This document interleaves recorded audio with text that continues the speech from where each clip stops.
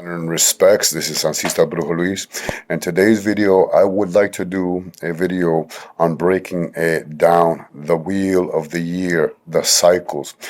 You would be surprised at how many people who are brujos or who consider themselves brujos that they don't understand the wheel of the year, and they often get when they see this symbol, they often get confused or they get intimidated, when in reality that many of these ancient traditions we practice today, just in a form more of a Christianized way.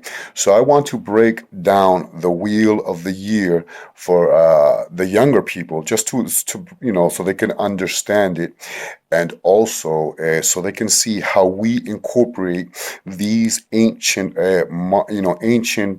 feasts, okay, or Sabbats, into our modern day. All of them actually have become Christianized or Christian festivities. So that's where I'm going to focus so that you can understand. So yes, I'm going to open my book right here.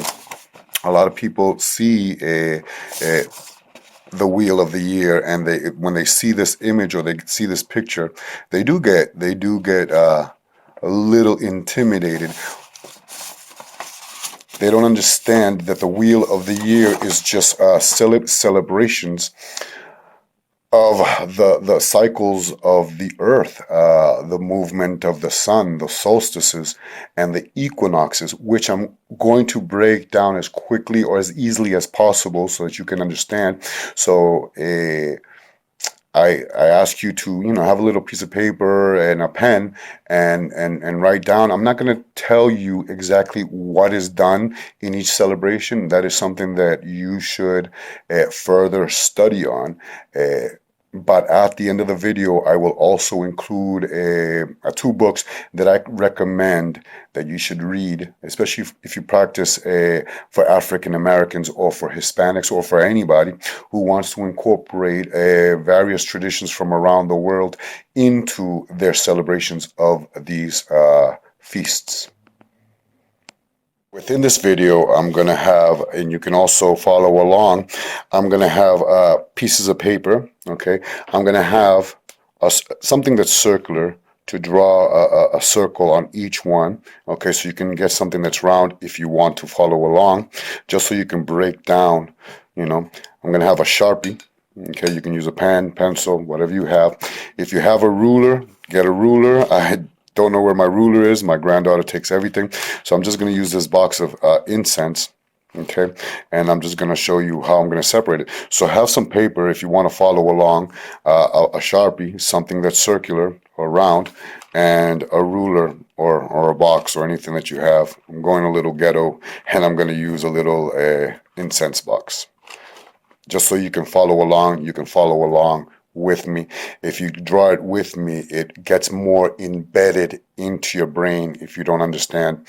A lot of people think that this is completely Wiccan. Well, yes, the Wiccan movement did bring this back into the consciousness of today, but these are ancient celebrations, okay, that have been observed for thousands of years, and not just in the European culture, but in many cultures in Africa, the Native Americans.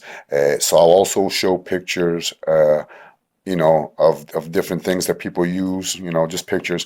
But if you want to follow along, these are what you're going to need: a plate, some paper, a marker, and a ruler. I got an incense box. Okay, just so you can draw along with me, and so you can embed it in your brain. So what you notice is right here, I drew a circle, okay? And the circle represents the whole year, okay? And if you notice, I drew two dots, okay? We're going to separate this into halves so that you're going to have two halves. So a circle, we're going to break it into half. So now that you drew that line in between the center, okay, we're breaking down the year already, okay? So here, this represents life, okay? This represents light. This represents the living, okay? Anything that has to do with life. And this part over here, let me just scribble it, represents darkness, okay, represents death, represents rest, sleep, okay. Just to give you a quick, and I'm going to keep doing the circle on other pages because I'm going to make a mess. But I'm just breaking it down. So we have over here on the top, we have life, la vida. In the bottom, we have death, or la muerte. I take off that light because it's a little too bright. So that circle is broken down into life and death. Okay. Light and darkness. So now we have right here the dark. We have the negative, the dark, and the feminine aspect, which is yin. And then up here we have the positive, the brightness, the light, the masculine yang, yin and yang. So the negative, dark, feminine is yin, and the positive, bright, masculine energy is yang. Bottom, the feminine moon energy of darkness, of night. The moon is visualized as a feminine energy, while the brightness, the light, or the sun is seen as a masculine energy. So you'll see that duality also play within this circle. Okay, you have the feminine and the masculine, the feminine darkness and the masculine light, the moon and the sun. I took off the flash because it was a little too bright, so I wanted you to see where I was going with this. So I started the circle again. Now remember that this top of the circle represents life, la vida, the living, while the bottom here represents death. So we're breaking it down into life and death, the realm of the living and the realm of the dead, the realm of the ancestors. And on this first circle, we're going to write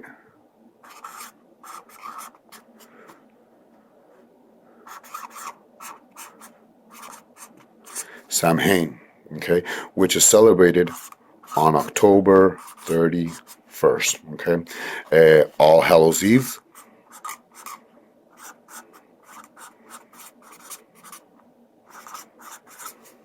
Okay, which is celebrated on October 31st. 6 months later, we're going to come over here to Beltane, or May Day, which we celebrate the 1st of May. El primer día de mayo. So October 31st is Samhain. We also know that as Halloween. Okay, October 31st. Okay, this cycle starts here. 6 months later, we come into Beltane. And then from here, we're going to go 6 months back here. Okay, so we have Halloween. Okay, we're entering into the realm of the dead. And from May Day, we're entering, or we're just beginning, the realm of the living. Okay, so it takes 6 months from this date to get to this date, usually, and from this date, 6 more months to get into that date. Okay, so this is how it's broken down. Lo vivo, what is life, and then the death, the season of life, and the season of death. These are celebrations mostly of earthly. We're going to add the solstices and the equinoxes and later, but now we're just going to go into earthly celebrations. So now that we have that, from here, I want you to draw a dot up here and a dot down here in the center. Okay, now we're going to break this down a little bit more into 4 halves. Okay, now 3 months after Halloween, okay, which is right here. And then right here on the first is El Día de los Muertos, the Day of the Dead. And después los Días de los Santos, I'm sorry, El Día de los Santos is the first, y El Día de los Muertos, the Day of the Dead, is the day of the second. All Hallows Eve is the 31st. 3 months later, we come to what the Celtic would call Imbolc. Okay. We come to Imbolc. Imbolc is celebrated on February the 2nd. And in Spanish cultures, we know this as La Candelaria or La Purificación de la Virgen, the purification of the Virgin.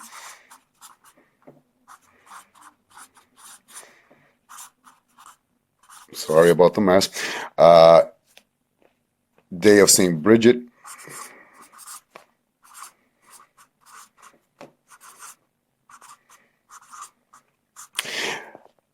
February 2nd is also in the Christian tradition the day, sorry about my phone, give me a moment.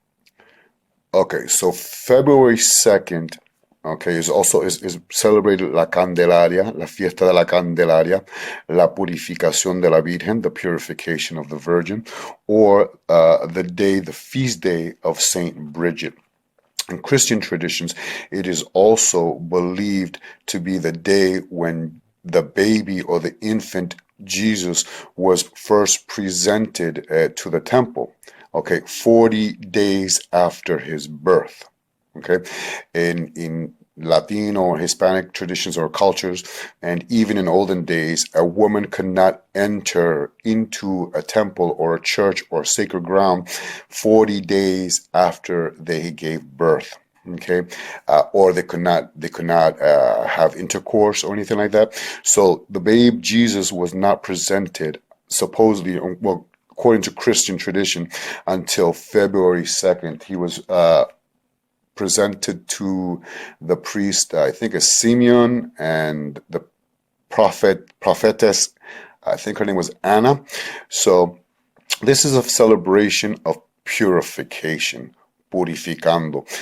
It is also in the olden days when the cows would begin to give milk. Okay, now the cows were starting to give milk, and it was around this time that the Taino, in the Taino culture of the Caribbean, when many would have intercourse. This would be the rain season in the Caribbean, where they had nothing to do, so they would be fertile.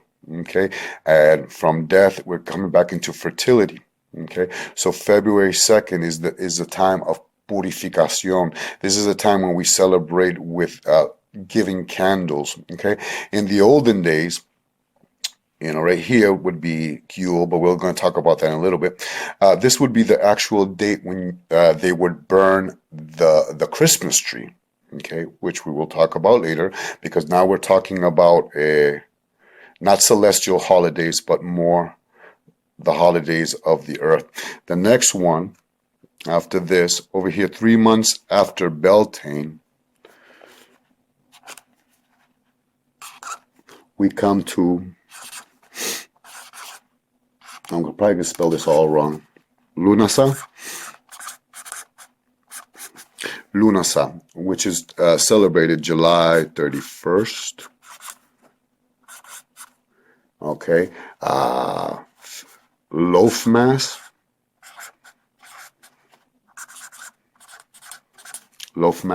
or la masa del pan.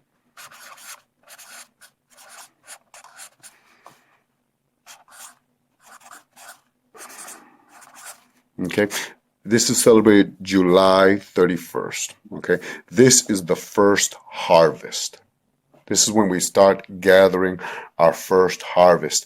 And the first thing that we start gathering, there's 3 things that we gather. The first things that they gathered in the ancient days would be, of course, you would start gathering your grains. Then around here, you would start gathering your fruit. And right here, you would start slaughtering your animals or your livestock for meat during the winter or cold seasons. So this is the first harvest. This right here is Misa del Pan, okay? which is loaf mass. This is the first harvest when we gather our grains, and in between here we start gathering our fruit, okay? And then over here we slaughter our animals, okay, or they slaughter their animals to have enough meat during the season of the death. So here, this is where most of the animals were slaughtered, and this was a time of death. You would, I mean, imagine living in those days. You could probably just smell the blood in the air during these times. You know, they just couldn't go into a market, so they had to slaughter whatever they could to save the meat during the cold months. So we have the gathering of the grains, the gathering of the fruit, and the gathering of the meat to save during the winter seasons.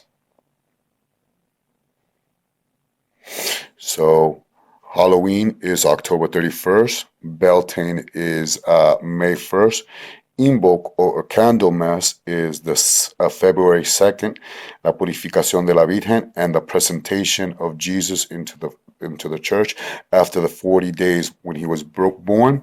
And then we have on July 31st, La Misa del Pan. These are earth celebrations. We haven't gone into the celestial celebrations yet, but this is just basically an outline of, you know, the wheel of the year.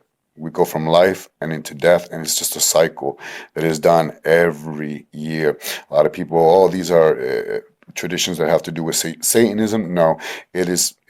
I'm just breaking it down for you so you can see what they were and how we incorporate, or a lot of Christians incorporate ancient pagan traditions into, ancient pagan traditions into their Christian traditions. They just don't know it. During May, you will always hear in Latino cultures to gather your water. And I remember growing up in Puerto Rico, we would have drums outside to gather the water, okay? Because during this time, we would, in Puerto Rico, we would be entering the dry season. So a lot of water was gathered around May to help, plants, and to have water for drinking and for bathing and whatever it was, because in the Caribbean, this would be the dry season, and then we would enter in the hurricane season over here. So May, we pick up water for cleansing, for purifying. The closer it is to May 1st that you gather the water, it was a symbol of purification. A lot of modern day brujos use that agua de mayo, de primer de mayo, for purification, for cleansing, for washing. But traditionally in the Caribbean, we would be entering into the dry season, and then would be entering into the summer, and then the dry, and then the summer, and then the hurricane season. But right here is when it's the dry season, so they would gather the water to help them, keep their plants alive, keep everything fertile. So today, even in a lot of Latino cultures, we still gather esa agua primera de mayo, that first water of May, for purification and for cleansing. So these four are known as the earth festivals. Okay, we haven't reached the celestial festivals yet. Now remember, we start here in el Día de los Muertos. Many witches view Halloween as the witches' New Year. Okay, this is where New Year begins for the witches. Okay, and in ancient traditions, that's where New Year's would begin. So here we have, of course, el Día de los Muertos y el Día de los Santos. It begins on All Hallows Eve, October 31st. La Candelaria, okay, 3 months later, is celebrated February 2nd. Beltane, or el primer de mayo, of course, May 1st, 3 months after, so it's 3, and then 3 months after, we come into La Misa del Pan, the first harvest, which is July 31st, and then we go back into here 3 months later. This is your basic earth festivities, earth festivals. Now we're going to go into the celestial festivals. So I'm hoping that you follow me so far. So now we're going to make 2 more dots, and we're going to go from here. We're going to make a dot right here in the center.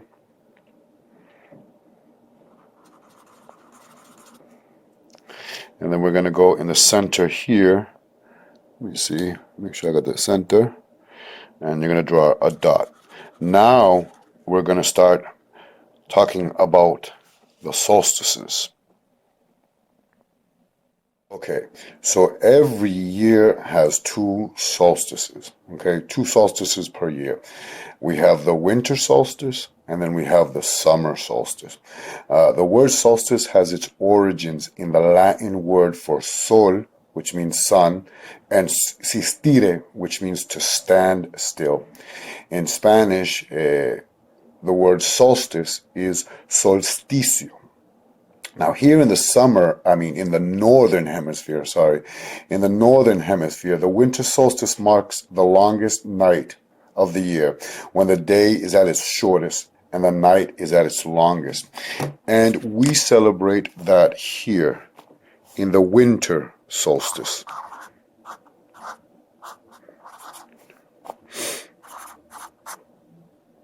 Winter solstice,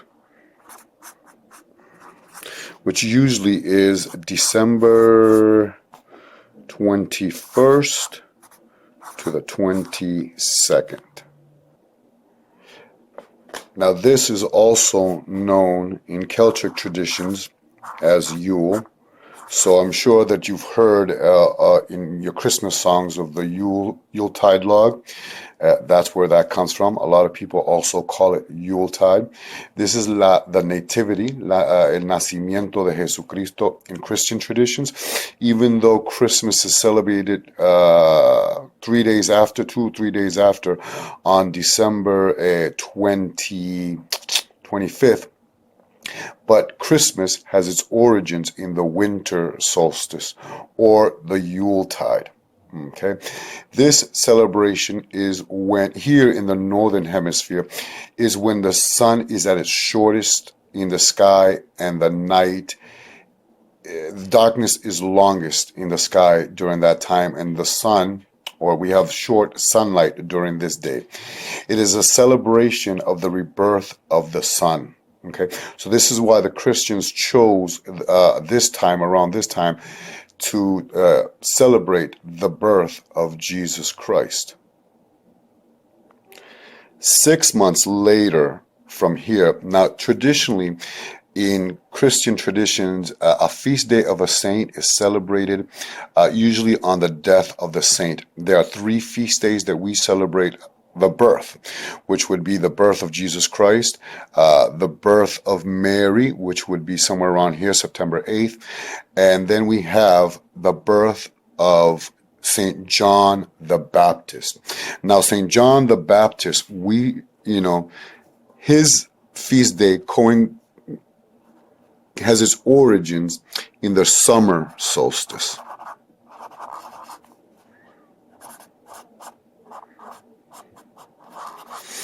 Which is celebrated June 21st. June 21st. Now, while the winter solstice is the shortest day of the year, the summer solstice is the longest day of the year. And many Puerto Rican people or Latino people, we also celebrate La Noche de San Juan.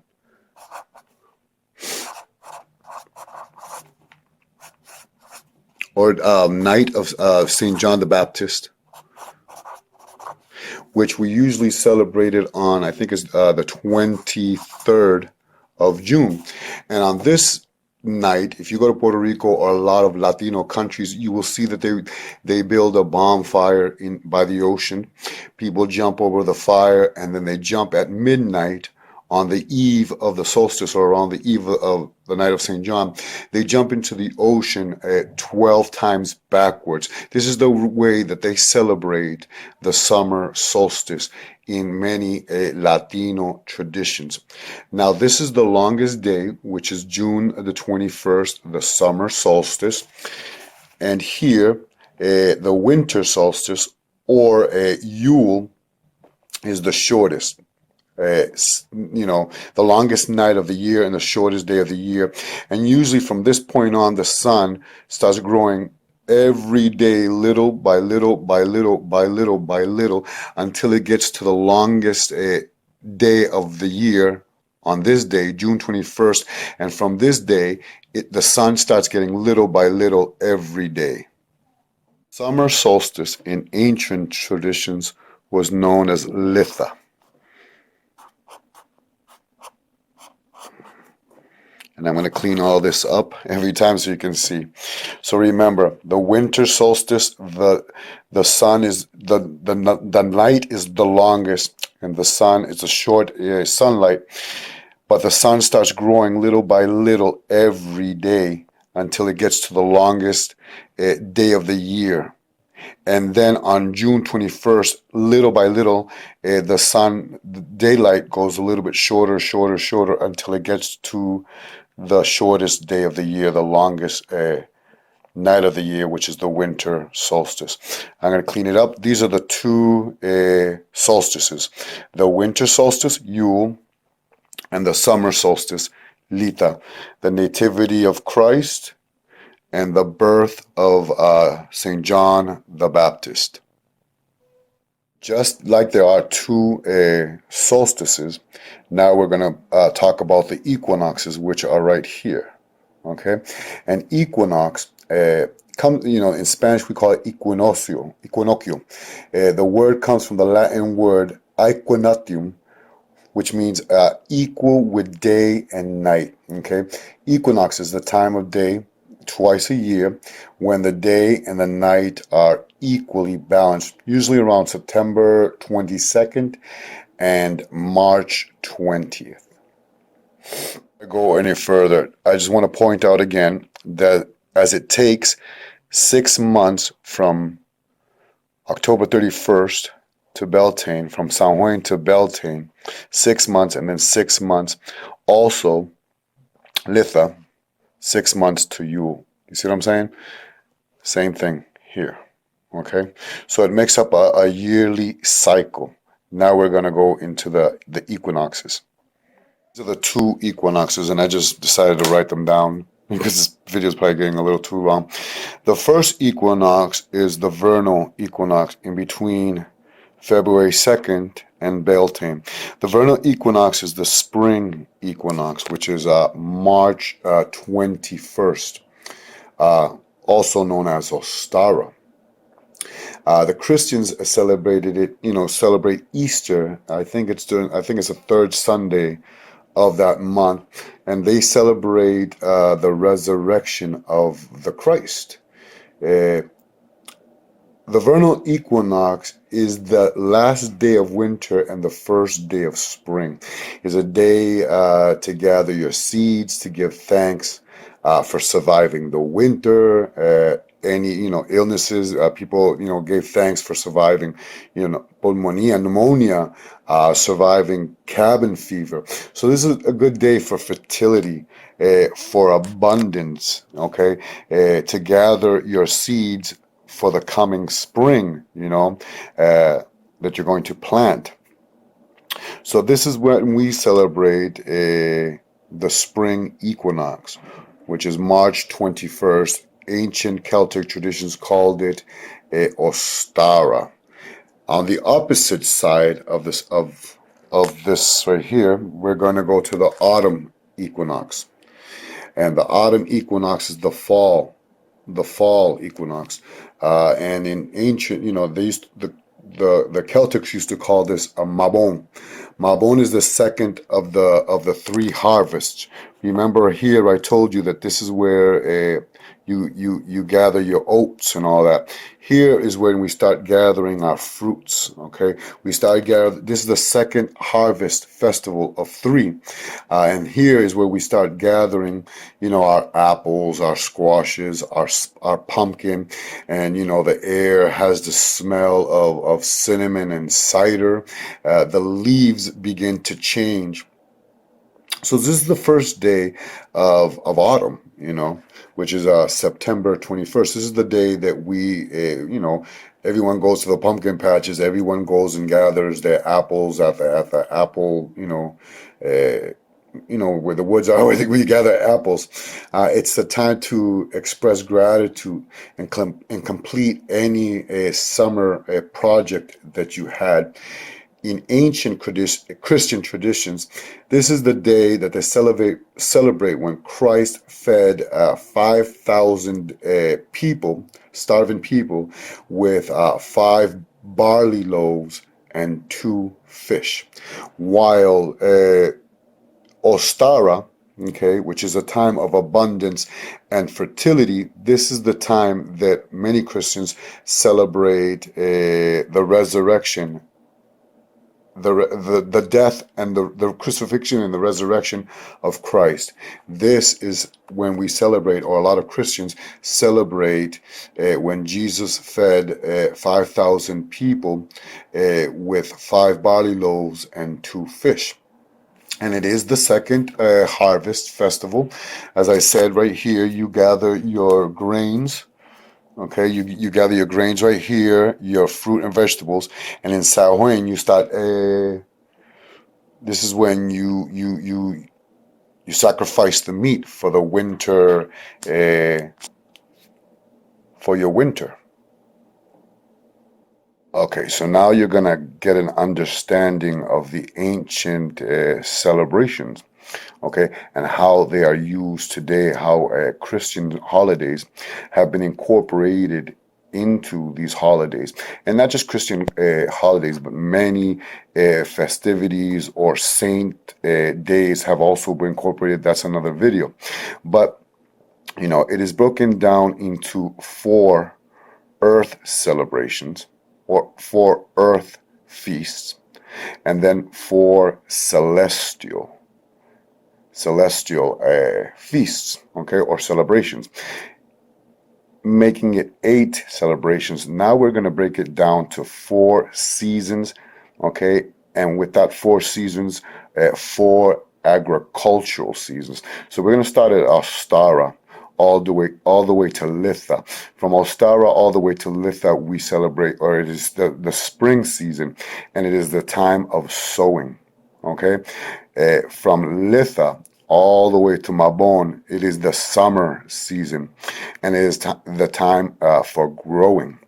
From Mabon all the way to Yule, we're entering the autumn season, or fall, and it is the time of the harvest. And then from Yule all the way to Ostara, it is the winter season, and the agricultural season is the time of resting. In closing, I'm showing you the Celtic names of the wheel of the year. Now you understand the earth celebrations and then the celestial celebrations. Okay, so now we're going to give you the Spanish name of how we celebrate them in Hispanic culture, and the day that we celebrate it. Samhain, or All Hallows Eve, el Día de los Santos y el Día de los Muertos, is celebrated October 31st, November 1st and 2nd.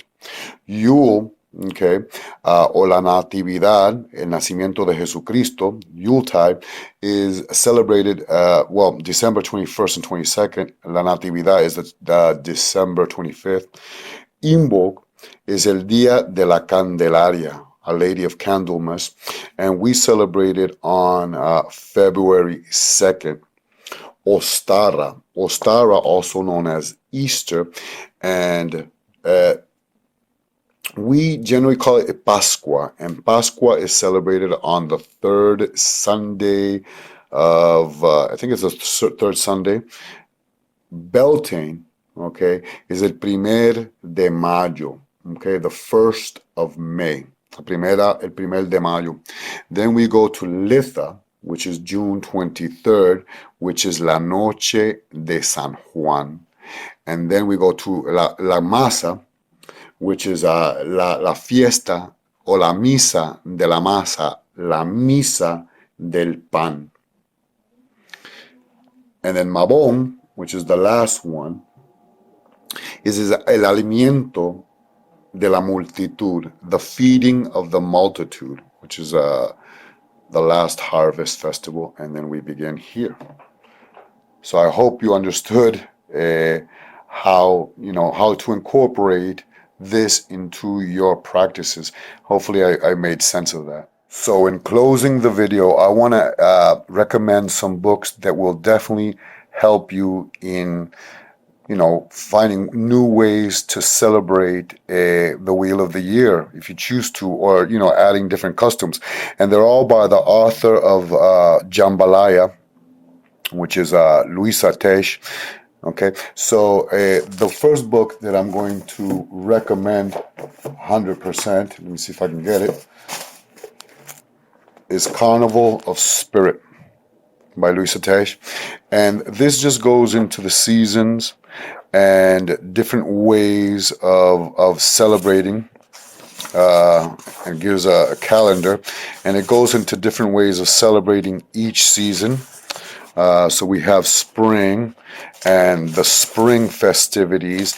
It has prayers, just goes on to that. Then there's the summer festivities, the summer, the fall festivities. What is this?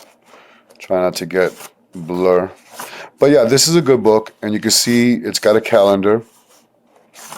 And it talks about different traditions from Afro, Yoruba traditions, New Orleans voodoo traditions, just different ways that you can incorporate how to celebrate these festivities in your life.